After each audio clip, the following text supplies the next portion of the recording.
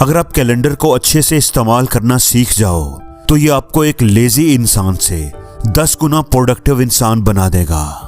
देखो, हमारा ब्रेन जो है ना, वो तभी अच्छा काम करता है जब उसके पास करने के लिए कुछ होता है। मतलब आपने उसको कोई खास डायरेक्शन दी होती है, उसके लिए कोई गोल सेट किया होता है। इसका मतलब है कि अगर आप बिना प्लान किए ही अपने दिन को स्टार्ट करोगे तो दिन के स्टार्ट में ब्रेन के पास कोई डायरेक्शन नहीं होगी और वो प्रोडक्टिव चीजों पर टाइम लगाने की बजाय अपनी मर्जी से इधर उधर के फजूल कामों पर टाइम वेस्ट करना शुरू कर देगा।